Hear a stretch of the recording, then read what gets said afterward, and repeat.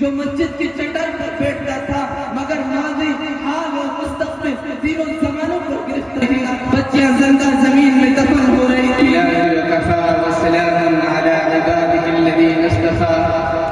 اما بعد، صدر محترم اور معزز سامعین کرام،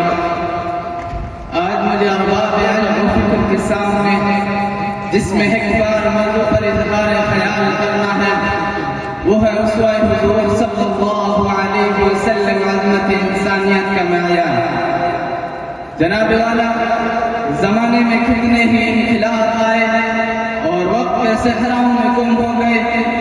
کتنے ہی مصلحین صفحہ ہستی پر ابھرے اور تاریخ کے نہا خانوں میں کھو گئے، کتنے ہی منشور اور نظام انسانیت کی سرفرازی کے دعوے دار بن کر طلوع ہوئے، مگر صراطوں کے گردبار میں ان کے غروب ہونے کا منظر نہایت عبرتناک تھا.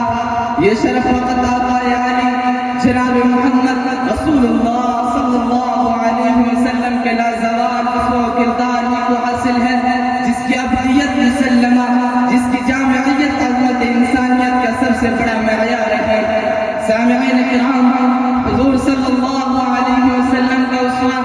عظمت انسانیت کے معیار پر نہ ہو، آپ صلی اللہ علیہ وسلم سے پہلے انسانیت تھی کہاں؟ انسانی ہاتھوں کے تراشیدہ صنم کی پرستش ہو رہی تھی، بچیاں زندہ زمین میں دفن ہو رہی تھی، شراب، جوا اور بے حیائی کی تہذیب اور قتل و غارت گری کو تمدن کا نام دے دیا گیا تھا. صرف جزیرہ نما عرب ہی میں نہیں بلکہ 14 صدیوں پہلے کے ایران، مصر اور چین میں بھی مصلحت کی سولی پر لٹکتی ہوئی انسانیت کا نحاس سننے والے کان بہرے ہو چکے تھے. اس برا شعب دور میں باران کی چوٹیوں سے ابھرنے والے محتاب نبوت کی کرنوں نے انسانیت کو حیات نو بخش دی. میرا آقا نے غمزدوں کو زندگی کا شعور دیا، بے بسوں کو اوپر اٹھایا اور زمانے بھر کا مولا کر دیا. زندہ دفن کی جانے والی مظلوم بچیوں کا درید دامن باوقار زندگی کے موتیوں سے بھر دیا. ماں باپ کے قدموں تلے جنت رکھ دی، غلاموں کو شوکت کسرائی اور مجبوروں کو عظمت دارائی بخش دی.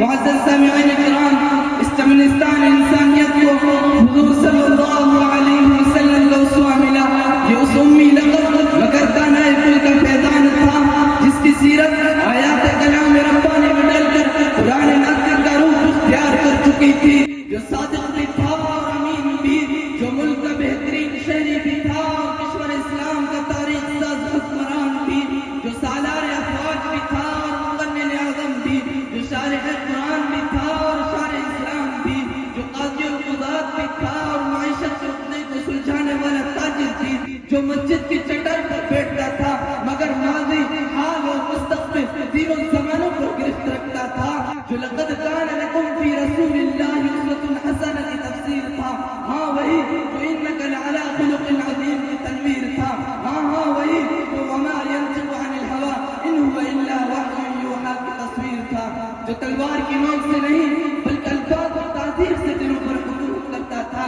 جس کے کردار کی عظمتوں کو دیکھ کر اغیار کو اس کی توصیف میں رتب اللسان ہو گئے. انسانیت کا دل نشیں معیار آپ ہیں، انسانیت کا دل نشیں معیار آپ ہیں، دنیا ہے ایک دشت گلزار آپ ہیں.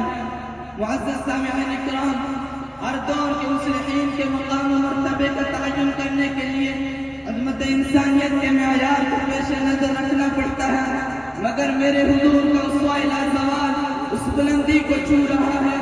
جہاں انسانی ذہنوں کی تخلیق کردہ تمام معیار تم توڑ دیتے ہیں. اور آپ کے سیرت و کردار کے آئینے میں عظمت انسانیت کا انچیلنج معیار وجود میں آتا ہے، جس کے اول بھی آپ ہیں اور آخر بھی آپ. تجھ سے پہلے کا جو ماضی ہے ہزاروں کا صحیح، تجھ سے پہلے کا جو